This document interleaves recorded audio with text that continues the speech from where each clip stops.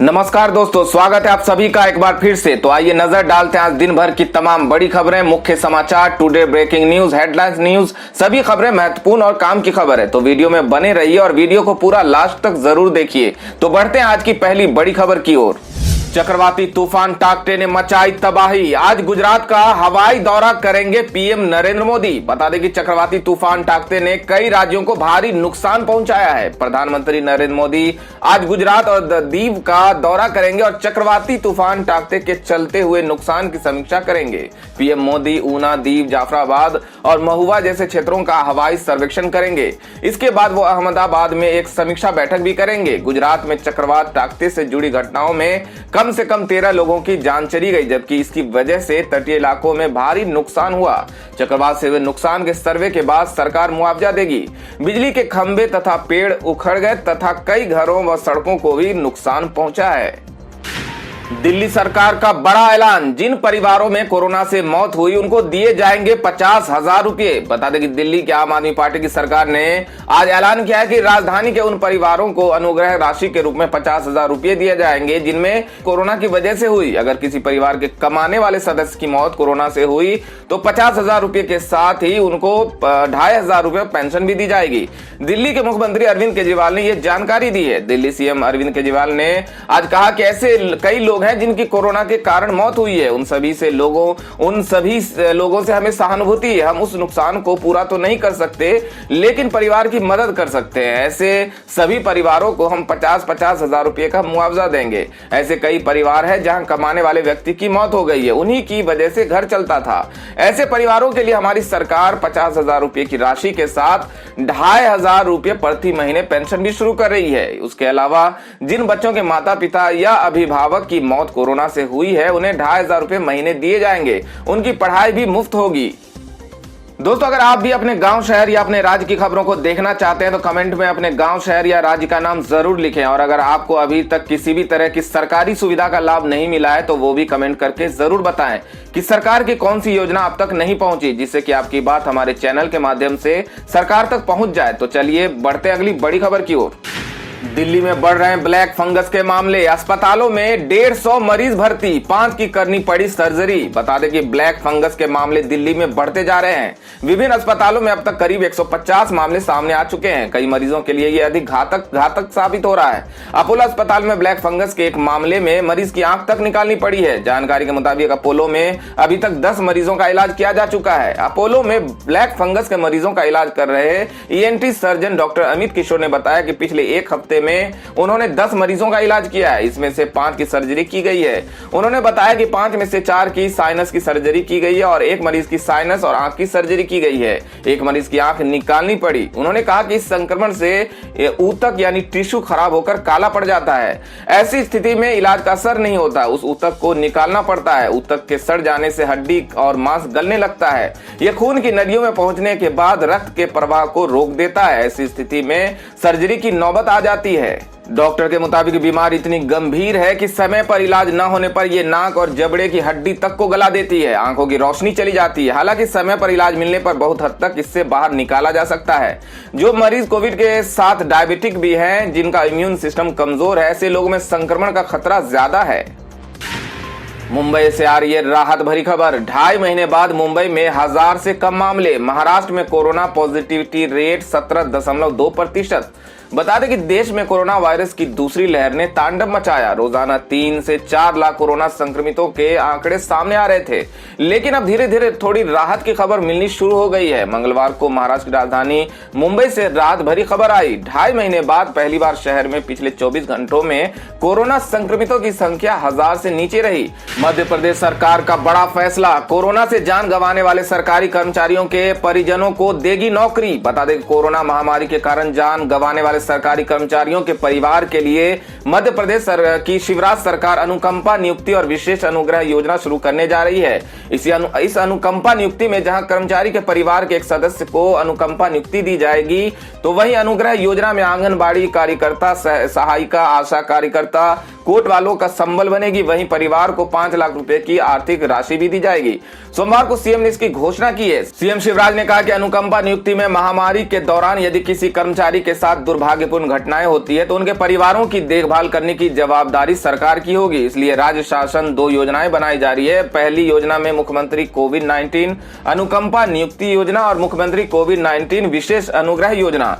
पहली योजना मुख्यमंत्री कोविड-19 अनुकंपा योजना है। इस योजना के तहत सभी नियमित स्थायी कर्मी, कार्यभारित और आकस्मिक निधि से वेतन, दैनिक वेतनभोगी, संविदा, कलेक्टर रेट पर काम करने वालों के आश्रितों को उसी पद पर अनुकंपा नियुक्ति की जाएगी। मुख्यमंत्री शिवराज सिंह चौहान ने दूसरी योजना के बारे में बताते हुए कहा कि अनुग्रह राशि एक मुश्त आश्रितों को दी जाएगी। इस महामारी के कारण यदि किसी बच्चे के माता पिता का निधन हो जाता है तो अनाथ हो गए हों तो उनके नाम भेज दें, हम उन्हें 5,000 रुपये पेंशन देंगे। इस योजना में आंगनबाड़ी कार्यकर्ता, सहायिका, आशा कार्यकर्ता, ग्राम कोटवार आदि भी शामिल होंगे। कोरोना के बीच फिर टूल किट ने पकड़ा जोर। बीजेपी के आरोप पर कांग्रेस ने की एफआईआर दर्ज कराने की बात। बता दें कि कोरोना की भयानक होती दूसरी लहर का पूरा देश सामना कर रहा है। इस बीच सत्तारूढ़ बीजेपी और विपक्ष कांग्रेस में जुबानी जंग तेज हो रही है। बीजेपी के प्रवक्ता संबित पात्रा ने कांग्रेस पर एक टूल किट के जरिए कोरोना संकट के समय प्रधानमंत्री नरेंद्र मोदी को बदनाम करने की साजिश का बड़ा आरोप लगाया है, जिसके बाद कांग्रेस ने आरोप को सिरे से खारिज करते हुए संबित पात्रा और जेपी नड्डा के खिलाफ एफआईआर दर्ज कराने की बात कही है। बीजेपी की ओर से पीएम मोदी की छवि खराब करने के लिए टूल किट के आरोपों पर कांग्रेस ने पलटवार किया है। कांग्रेस के राष्ट्रीय प्रवक्ता राजीव गौड़ा ने इस मामले को लेकर बताया कि फर्जी टूल किट मामले में बीजेपी अध्यक्ष जेपी नड्डा और बीजेपी प्रवक्ता संबित पात्रा के खिलाफ एफआईआर दर्ज कराए जाएंगे। बड़ी खबर पश्चिम बंगाल से नारदा स्कैम को लेकर है। बता दें कि पार्टी के 4 नेताओं की जमानत पर रोक लगाने के आदेश के खिलाफ कलकत्ता हाईकोर्ट जाएगी टीएमसी। बता दें कि नारदा स्कैम मामले में टीएमसी के 4 नेताओं की जमानत पर कलकत्ता हाईकोर्ट द्वारा लगाई गई रोक के बाद पार्टी ने इस आदेश को चुनौती देने के लिए कलकत्ता हाईकोर्ट जाने का फैसला किया है। इसी बीच सीबीआई ने सुप्रीम कोर्ट का रुख किया है और मामले की जांच को पश्चिम बंगाल से बाहर ले जाने के लिए याचिका दायर की है। सीबीआई ने याचिका में आरोप लगाया कि पश्चिम बंगाल इस जांच को रोकने की कोशिश की जा रही है। मालूम हो कि नारदा स्कैम मामले में सीबीआई ने सोमवार को 2 वरिष्ठ मंत्री फिरहाद हाकिम और सुब्रत मुखर्जी समेत टीएमसी विधायक मदन मित्रा और पार्टी के पूर्व नेता सोवन चटर्जी को गिरफ्तार किया था। चारों की गिरफ्तारी के कुछ घंटे बाद ही सीबीआई की विशेष अदालत ने चारों को जमानत दे दी थी, जिसके बाद सीबीआई ने हाईकोर्ट का रुख किया। हाईकोर्ट ने सीबीआई की विशेष अदालत के फैसले को पलटते हुए चारों नेताओं की जमानत को रद्द कर दिया। हाईकोर्ट ने जमानत पर रोक लगाते हुए कहा कि चारों नेताओं को जेल में हिरासत में रखा जाएगा। दिल्ली के सीएम अरविंद केजरीवाल का बड़ा बयान, बच्चों के लिए खतरनाक है कोरोना का नया रूप, सरकार तुरंत रद्द करे सिंगापुर से हवाई सेवाएं। बता देंगे कोरोना महामारी की दूसरी लहर का असर अभी भारत में पूरी तरह खत्म नहीं हुआ है, लेकिन विशेषज्ञों ने तीसरी लहर की चेतावनी जारी कर दी है जो बच्चों को सबसे अधिक संक्रमित कर सकती है। विशेषज्ञों की इस चेतावनी के बाद राज्य सरकारों की नींद उड़ गई है। दिल्ली के मुख्यमंत्री अरविंद केजरीवाल भी तीसरी लहर को लेकर काफी चिंतित है। उन्होंने ट्वीट कर कहा कि इन दिनों सिंगापुर में कोरोना का नया वेरिएंट बच्चों को अपना शिकार बना रहा है, जो कि बहुत खतरनाक है। केजरीवाल ने कहा कि यह भारत में तीसरी लहर के रूप में आ सकता है। अरविंद केजरीवाल ने कोरोना के इस वेरिएंट के खतरे को देखते हुए केंद्र सरकार से अपील की है। सीएम ने कहा कि भारत में सिंगापुर के वेरिएंट को आने से रोकने के लिए भारत सरकार सिंगापुर की सभी हवाई सेवाएं तत्काल प्रभाव से रद्द करे। इसके अलावा मुख्यमंत्री अरविंद केजरीवाल ने कहा कि अब देश में बच्चों के लिए वैक्सीन के विकल्पों पर प्राथमिकता के आधार पर काम होना चाहिए। भगोड़े कारोबारी विजय माल्या को बड़ा झटका, यूके हाईकोर्ट में हारे बैंकरप्सी पिटीशन। बता दें कि भगोड़े शराब कारोबारी विजय माल्या को लंदन हाईकोर्ट से एक और झटका लगा है। यूके हाई कोर्ट में विजय माल्या बैंकरप्सी पिटीशन हार गए हैं। लंदन हाईकोर्ट ने भारत में माल्या की संपत्ति पर लगाया गया सिक्योरिटी कवर हटा लिया है। इसके साथ ही भारतीय स्टेट बैंक के नेतृत्व में भारतीय बैंकों के एक संघ को विजय माल्या की भारत में संपत्ति को कब्जा करके वसूल सकेंगे। एसबीआई की अगुवाई वाली भारतीय बैंकों ने लंदन हाईकोर्ट में अपील की थी कि वो माल्या का भारत में संपत्ति पर लगाया गया सिक्योरिटी कवर हटा ले, जिसे लंदन हाईकोर्ट ने स्वीकार कर लिया है। इसे भारत में बैंक माल्या की संपत्ति को नीलाम कर अपना कर्ज वसूल सकेंगे।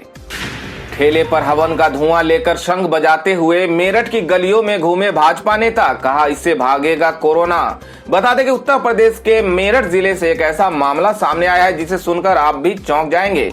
दरअसल कोरोना वायरस का संक्रमण शहरों से गांव तक पहुंच चुका है, तो वहीं कोरोना संक्रमण के कारण लोगों की मरने की खबरें भी सामने आ रही है। इसी बीच मेरठ जिले में हनुमान चालीसा का पाठ, शंख की ध्वनि और हवन के धुएं से कोरोना संक्रमण को खत्म करने की तैयारी की जा रही है, जिसका एक वीडियो सोशल मीडिया पर वायरल हो रहा है।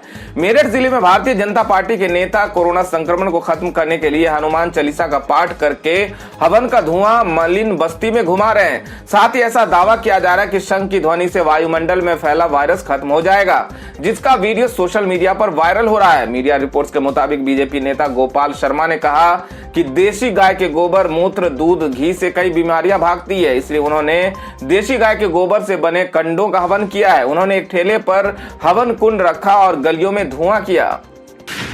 देश के सबसे बड़े बैंक एसबीआई ने बदला खुलने और बंद होने का समय। ब्रांच में होंगे सिर्फ ये काम। बता दें कि देश के सबसे बड़े सरकारी bank state bank of India ने बैंकों के कामकाज के घंटों में बदलाव किया। स्टेट बैंक ऑफ इंडिया ने देश में कोरोना की दूसरी लहर के बढ़ते प्रकोप को देखते हुए अपने कर्मचारियों और खाता धारकों की सुरक्षा को ध्यान में रखते हुए ये फैसला किया है। स्टेट बैंक ऑफ इंडिया ने बैंक के खुलने और बंद होने के समय में ये बदलाव इसलिए किया ताकि कोरोना महामारी के दौरान सोशल डिस्टेंसिंग नियमों का पालन किया जा सके। वहीं खाता धारकों को अपने अधिकांश काम digital bank, net banking, mobile bank की सलाह दी है।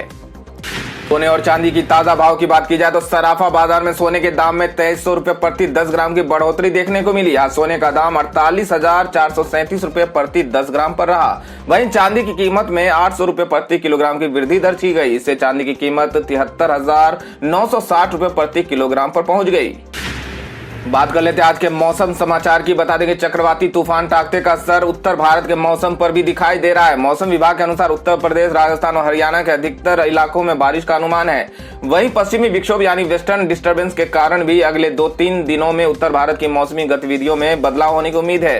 राष्ट्रीय राजधानी दिल्ली और हरियाणा में बादलों की आवाजाही के बीच बौछारें पड़ने की संभावना है। मौसम विभाग की माने तो उत्तर प्रदेश, हरियाणा और राजस्थान के ज्यादातर क्षेत्रों में बारिश होने की संभावना है।